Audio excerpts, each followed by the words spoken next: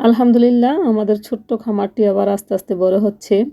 অনেকগুলো কচুরিপানা ফুল নিয়ে আসলাম। এই যে দেখেন এগুলো দিয়ে বড়া তৈরি করছিলাম। আর হোয়াইটই দেখেন ইদানিং মুরগির ঘরে এসে খুবই বিরক্ত করে। আর আমাদের কালি দেখেন ছোট ছোট বাচ্চা রেখে আবার ডিম পেড়ে ফেলছে। হ্যালো এভরিওয়ান, আসসালামু আলাইকুম। আশা করি সকলে ভালো আছেন। আলহামদুলিল্লাহ আমরাও ভালো আছি। আবারও চলে আসলাম নতুন আরও একটি ভিডিও নিয়ে। আশা করি আপনাদের সকলের ভালো লাগবে। আর ভালো লাগলে প্লিজ আমার চ্যানেলটা সাবস্ক্রাইব করে আমার পাশেই থেকে যাবেন।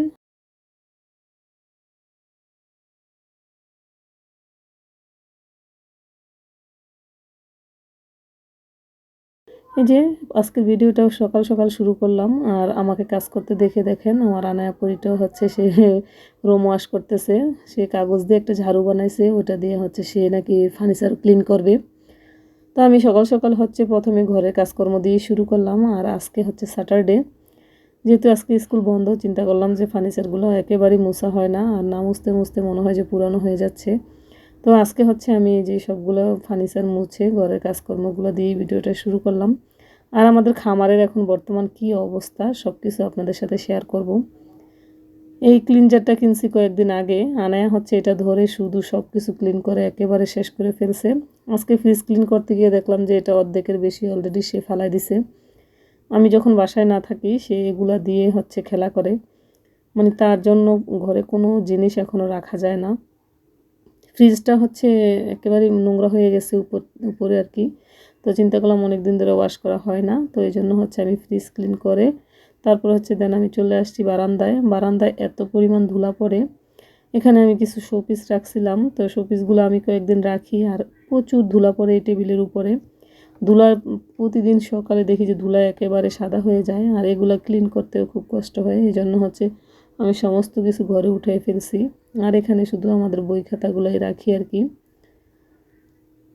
বই ঘরের রুম ছোট হইলে আর কি অনেকটাই ঝামেলা, কারণ একটা বুক সেলফ হচ্ছে কেনার খুব ইচ্ছে ছিল, কিন্তু রুম ছোট হওয়ার কারণে কোথায় রাখবো সে জায়গা থাকে না আর কি। এই জন্য হচ্ছে বইগুলো বারান্দায় এই টেবিলটাতে আপাতত রাখতেছি আর কি।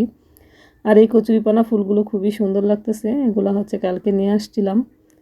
এখন চলে আসছি হচ্ছে মুরগির ঘরে।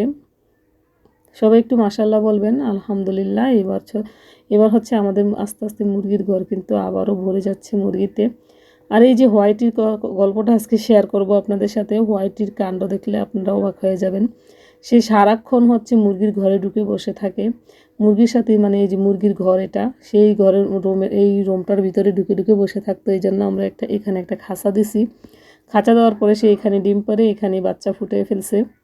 তো হোয়াইটিকে এখন ওর পার্মানেন্ট ঘর এটাই দিয়ে দিছি, যেহেতু আমাদের মুরগি এখন এই ঘরে রাখি না আমরা। আর এখন হচ্ছে আমি আসছি হচ্ছে মুরগিগুলোকে সব খাবার দিব, কারণ ওরা অনেকক্ষণ যাবৎ না খেয়ে আছে, কারণ আজকে মুরগির মালিক বাসায় নাই। সে হচ্ছে ঢাকায়। প্রায় 2টা বেজে গেছে। হঠাৎ করে মনে হলো যে মুরগিগুলো না খেয়ে আছে, তো যাই দেখেন ওরা খাবারের জন্য একেবারে পাগল হয়ে আছে। তা আলহামদুলিল্লাহ আমাদের দেখেন এই ছোটো বাচ্চাগুলো ছেড়ে কিন্তু ওই যে ওর মা হচ্ছে আবার ডিম পারছিল, তো ওর মায়ের ডিমগুলো বসাইছি। বসানোর পর হচ্ছে 2 মাসও হয় নাই। আসলে এই মুরগিগুলো খুব দ্রুত বড় হয়ে গেছে। আর আমাদের সাদা জাতের মুরগি মোরগগুলো হচ্ছে বেশ বড় হয়। এখানে কিন্তু 7 পিসের থেকে একটা মোরগ আছে, এই যে দেখেন, কিন্তু এই মোরগের সাইজটা একেবারেই বড় হচ্ছে না। ওর থেকে অনেক ছোট যেই মোরগটা সেটাই আমাদের আগে আগে বড় হয়ে যাচ্ছে।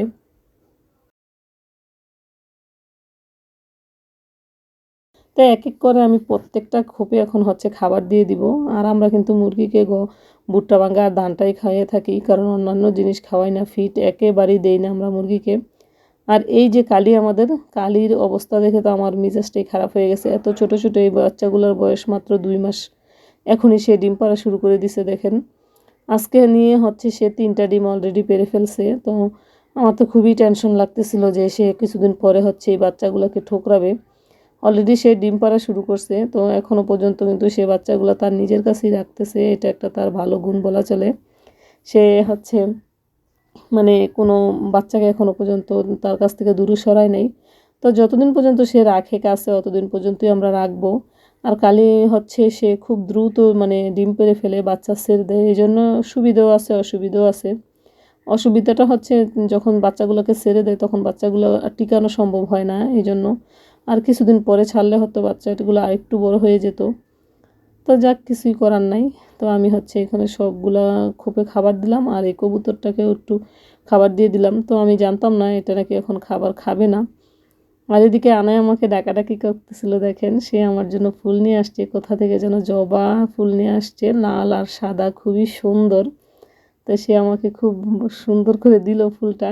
তাই আমি বললাম যে দাও, তোমার মাথার মধ্যে পিছনে দিয়ে দিই। ভিডিওটা দেখতে দেখতে ভিডিওর কোনো অংশ যদি ভালো লেগে যায়, প্লিজ আমার চ্যানেলটার সাথেই থেকে যাবেন আর আমার একটা লাইক দিয়ে দিবেন। আমাকে নতুন নতুন ভিডিও বানাতে অনুপ্রেরণা যোগায়। মাশাআল্লাহ, দেখেন ফুলগুলো অনেক সুন্দর লাগতেছিল। তো আমি আবার চলে আসছি আনায়ার ডাকাডাকির জন্য। হচ্ছে আমি মানে বাহিরে গেছিলাম, তো এসে দেখলাম যে মুরগি ওদের যা খাবার দিছি ওগুলোতে কিছুই হয় নাই। এই জন্য হচ্ছে সবগুলো ঘরে আবারও খাবার দিব, কারণ এত পরিমাণ ওরা না খেয়ে আছে সারাদিন। তো এই জন্য হচ্ছে ওদেরকে একটু বেশি পরিমাণে খাবার পানি দিয়ে দিব এখন। আজকের ভিডিওটি কেমন লাগলো জানাবেন কমেন্টে। তো এখন হচ্ছে এই যে সবগুলোকে আবারও খাবার দিয়ে আমি হচ্ছে ঘরে চলে যাব ডিমটা নিয়ে। এই যে দেখেন 3টা ডিম হয়ে গেছে আমাদের কালির। তো সকলে ভালো থাকবেন, সুস্থ থাকবেন, আমাদের জন্য দোয়া করবেন। আসসালামু আলাইকুম, থ্যাংকস ফর ওয়াচিং, আল্লাহ হাফেজ।